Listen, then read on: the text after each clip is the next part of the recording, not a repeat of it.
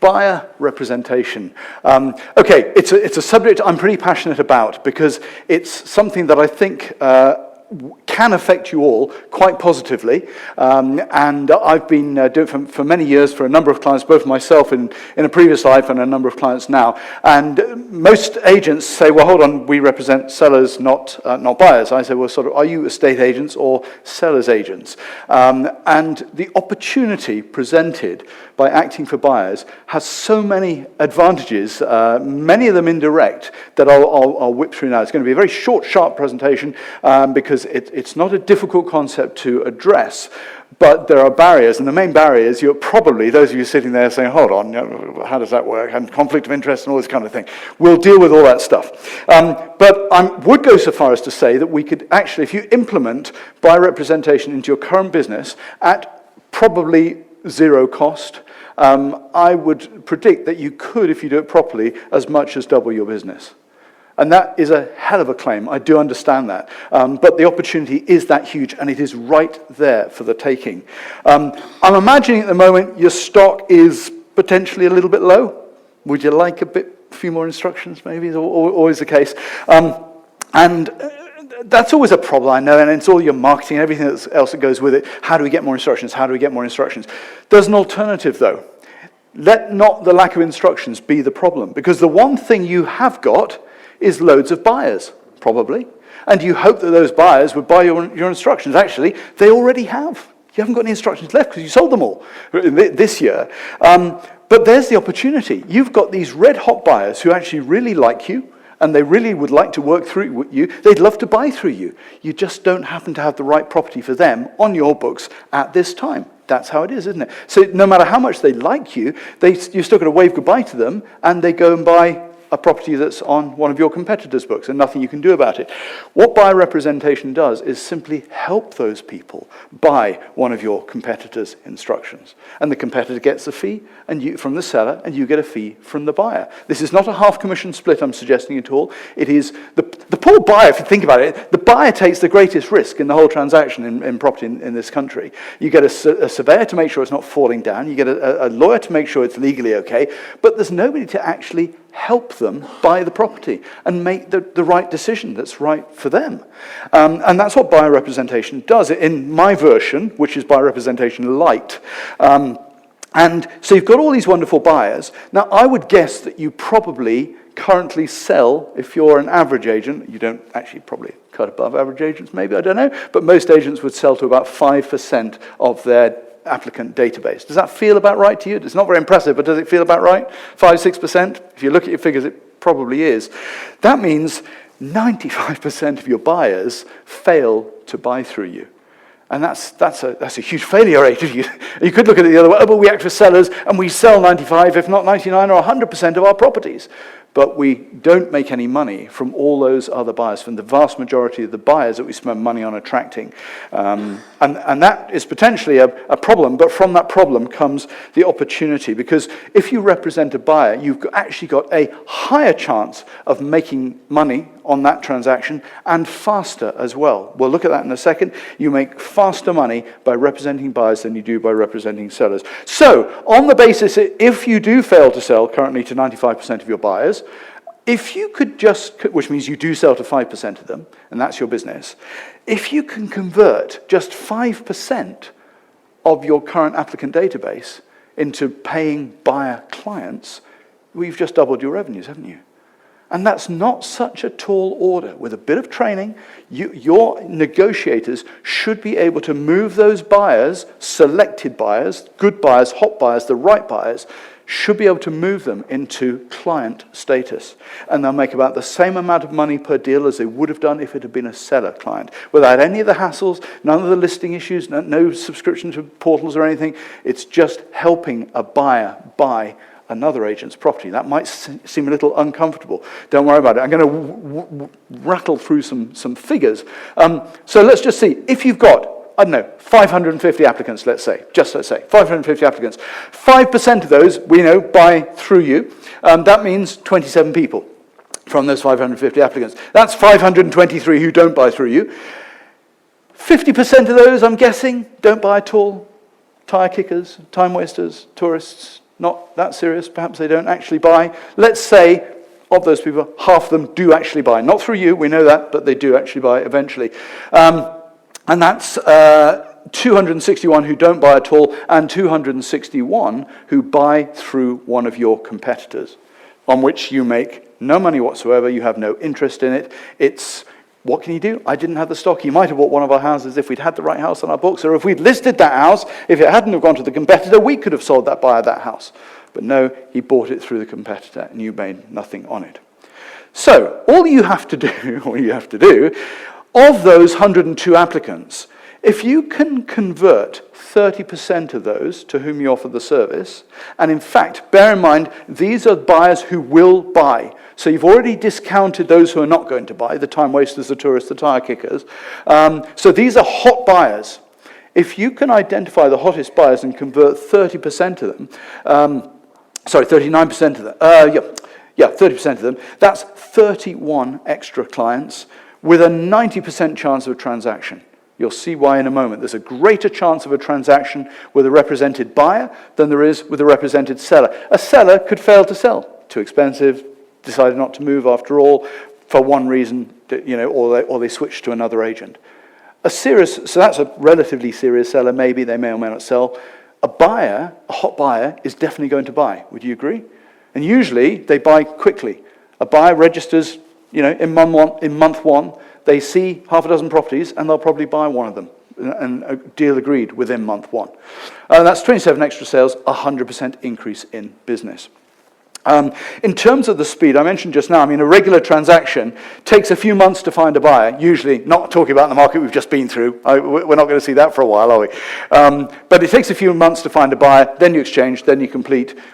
If you represent a buyer, though, the deal will happen within a month, if not a few days or a few weeks at worst, because a serious buyer is a serious buyer. And they're not waiting for the perfect property to come on the market.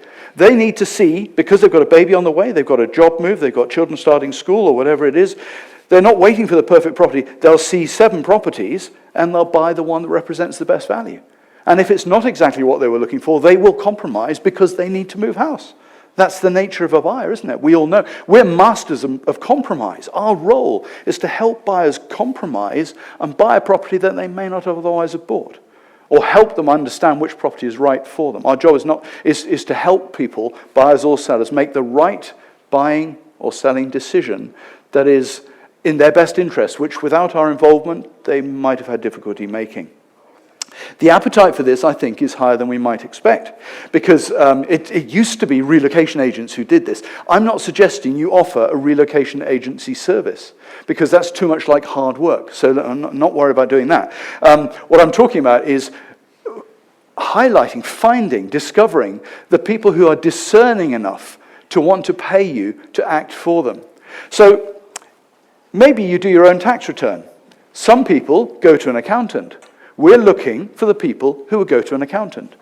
If you've got a dripping tap, you might go to B&Q and buy a washer for £1. £1 for a washer? Or you might hire a plumber. We're looking for the people who hire the plumber.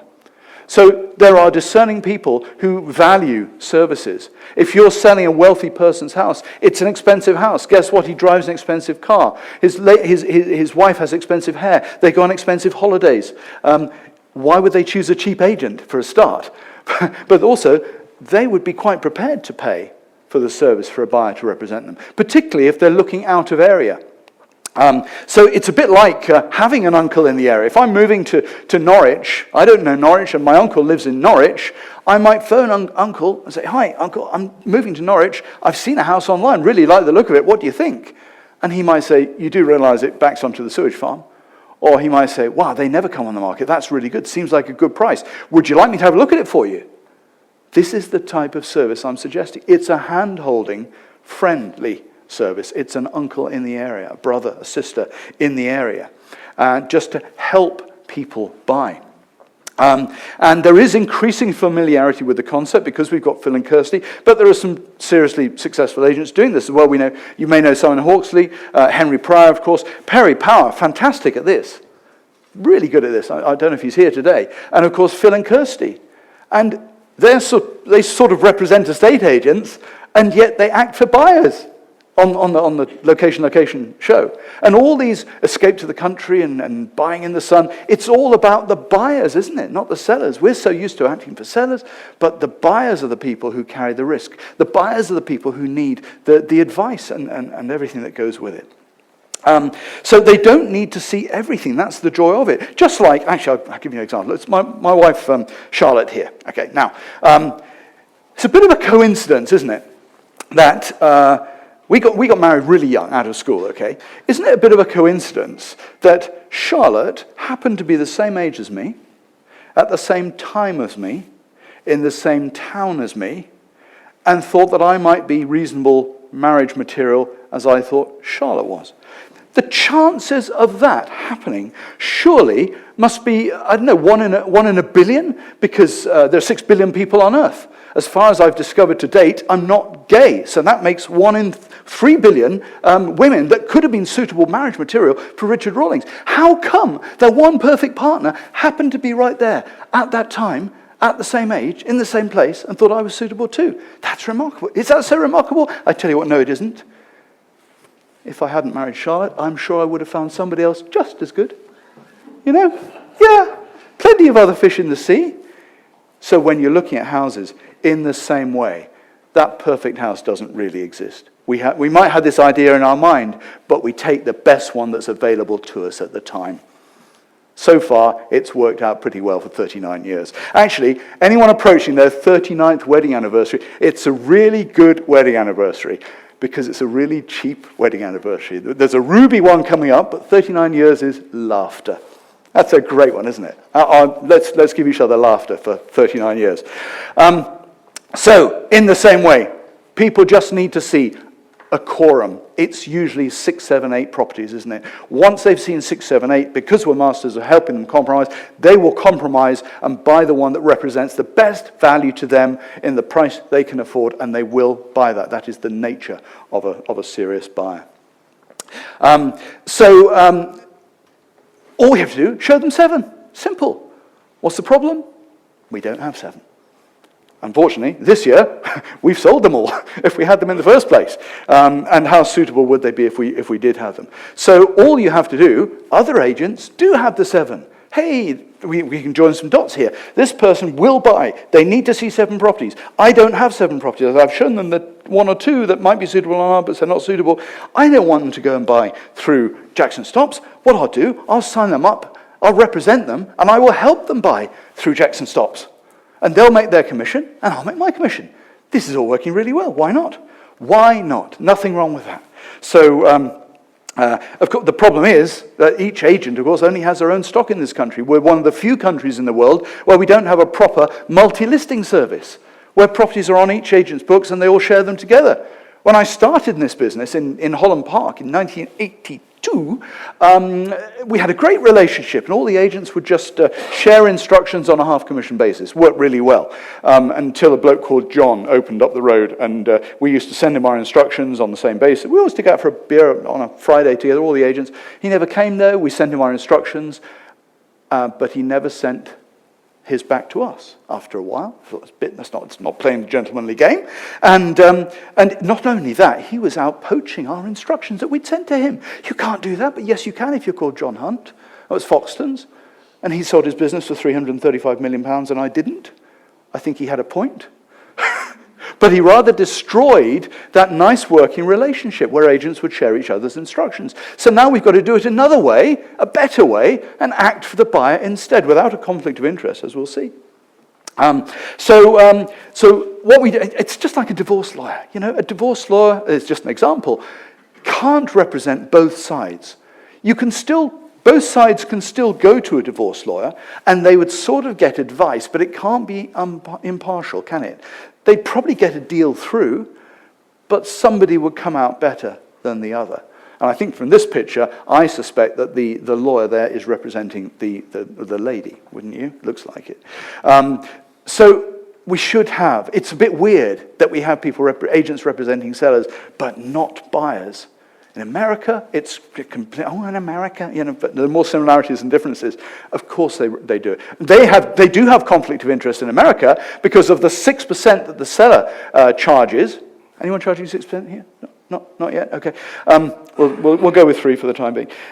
So of the 6% the seller pays their selling agent, half of that would usually go to the buying agent. Now, we'd see that as a blatant conflict of interest. So we're not playing that game. What we're doing is, in a similar scenario, the seller would pay 3% and the buyer would pay 3%. We're not working those percentages, of course. But let's just look firstly, though, at who actually is suitable for this service. There are a number of people. Certainly international buyers, overseas buyers, they're familiar with the concept. They may not know the area, they may not know our system. They, if anybody, need someone to help them. And they're probably quite used to it as well. They're expecting to pay for that service. You've then got the wealthy individual, the person who's prepared to pay for everything and needs someone to give them a hand as well. You've then got the first-time buyer who needs representation more than anybody, because they're at the greatest risk of being sort of ripped off, and they don't know the system and everything. Unfortunately, you're probably not going to be offering the service to the first-time buyer, because you can't have too high a loan-to-value mortgage, because this is extra money that is coming from the seller's pocket, and poor first-time buyers have got little enough in their pocket. This is the most likely, you should almost do it on a pro bono basis, actually. They're the most likely people who should be using it, but they can't afford it. Don't offer it to first-time buyers, generally speaking. The property investor, regular buyers, you probably do this for them anyway, because you're nice and you want to look after them. Well, this way we're going to charge them, because you're the person in the know with access to properties that they might not otherwise have access to, possibly. Then got the person starting a new job. Very often starting a new job goes with a new territory. They're in a different part of the country. They're focused on getting that job over the line and everything. They can't really spend the time looking for houses as well. Relocation agents, of course, companies that employ a relocation agent, they would do that. They'd offer that service. It's a valuable service. But what about all the people who work for companies that don't have a relocation package? You've then got the elderly Miss Marple here. She's downsizing. She hasn't moved house for 30 years, 20, 30 years. She's worried. She doesn't know the system. She thinks an estate agent might even rip her off. So she doesn't trust anyone. She needs someone to guide and reassure. Her son would be there doing it for her, but he lives in Australia, so he can't be there for her. So you need to be her son, and you're going to charge her for the privilege of being her son or her daughter. Even the average family. They're moving from another part of the country. They don't really want to even tell the children that they're moving yet. And they've got the swimming lessons on Saturday that they can't cancel to go halfway across the country to look at a property. But they can phone their agent up in the other part of the country and say, hey, Richard, I've seen this property on Rightmove. What do you think? I'd say, actually, I think it's very nice, because we went to value it only last week. We suggested it was worth $380. I see it's on the market for $420. I think it's a little over the top. Let me go and would you like us to go and have a look at it with you? And then we'll negotiate a really good deal. It's all this kind of thing. Or even someone who's just a bit confused and doesn't really understand the system, doesn't really know, they feel they ought to be buying, they've got money to buy, but they just don't know where to start. So it's not for everyone. The most likely buyer for the service has got nothing to sell, or they're under pressure. They mustn't have a high loan-to-value ratio, they're short on time maybe, might not be familiar with the area, they want to buy at the right price, and they may be confused by what's going on generally. They just appreciate a helping hand.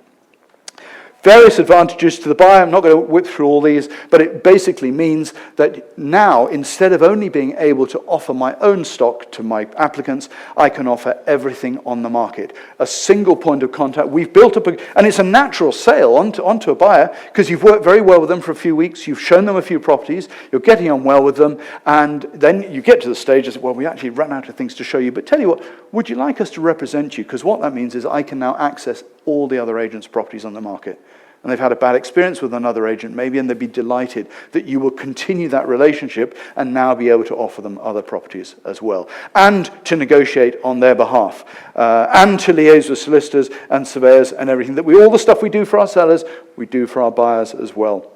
Actually, can I just ask you all just to fold your arms a moment?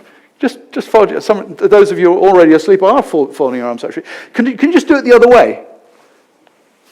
It's a bit awkward, isn't it? It's just the same thing. It's just like driving a left-hand drive car on the other side of the road. It's the same thing. It's unfamiliar, but it's not that different. Why on earth are we not doing it? So this is, remember, it's not a full search service. It's not a relocation service. You'll get your fee if you're the effective cause of sale because you found the property and introduced them to it. No, that's not what I'm suggesting at all. This is a light version of a property search service. So you've already got everything in place that you need for this. You've already got your buyers. In fact, market knowledge, of course, all the other bits and pieces that are in place, you already have. This is what you do. But the one thing you do have that relocation agents don't have is buyers. They have to go out and advertise and find buyers and get relationships with companies and get buyers that way. You've got a great big pot of buyers here. Why aren't you doing anything with them? Well, when we get a property suitable for them, we'll phone them. That's not good enough. Well, it's what you do, but it misses the opportunity, this huge opportunity. And then I hear you say, well, yeah, that's all very well, Richard, but what about the fees? How does that work? Very simple. You're going to suggest that you charge the buyer 20% of the amount you're able to save them off the last advertised asking price, with a minimum of 1%. If you can't save them that, then you're not worth your fee anyway. And Perry Power charges 25% off the asking price, anything they get off the asking price. And the fees you'll find are about the same as a regular sales instruction. But actually, because on a seller client, the chance of success may be 70% in some instances, let's say, but with a buyer client, it's 90%. The opportunity value is about the same as a regular sales instruction.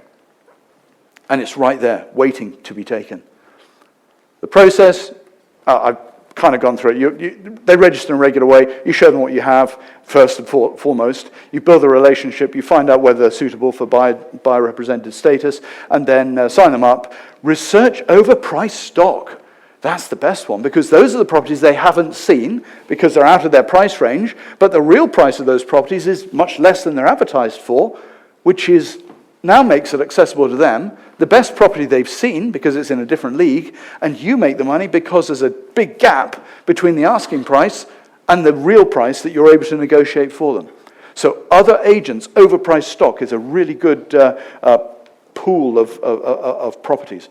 Then you arrange viewings with the other estate agents, and it all goes so well after that. And with a formal offer document as well. Now I hear you say, hold on a second, what happens when we phone the other estate agent? What are they going to say? They're going to say, well, what they should say, of course, what they should be saying is, yeah, of course, absolutely, I'll help you when you want. Hello, I've got a person who wants to see property 6 o'clock this evening. Of course, we'll help you with that because we still make our fee and everybody's happy.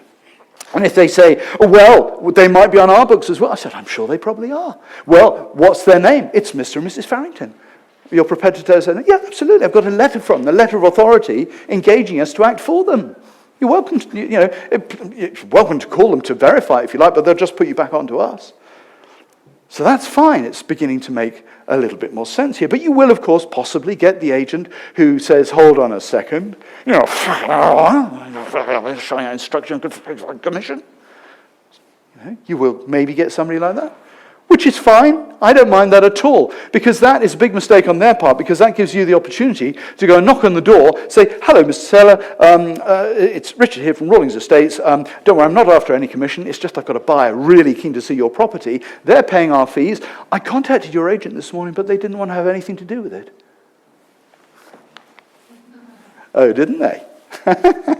So that's quite cool. So it depends how aggressive you want to be with your competitors, of course. But either way, you have every right to contact the seller directly on that basis. So there are a number of angles to this. And of course, anything that gets you in front of other agents' stock as well can only be a good thing. It's a bit like having seen the world through only one eye and suddenly realizing you've got 2 eyes. As in terms of getting instructions, it's useful because it gives you access to those properties. It also means you can say, well, maybe we'll sell your house for free. That's intriguing. That'll get you instructions. Sell your house for free. How can you sell my house for free? Well, we may have a buyer who has already instructed us to act for them. If they buy it, we'll be representing them, and we won't charge you any commission to sell your house. Would that be okay with you? Yeah. They'd be happy with that. So it's quite a good way for getting instructions as well. You could include the service with your higher than expected commission.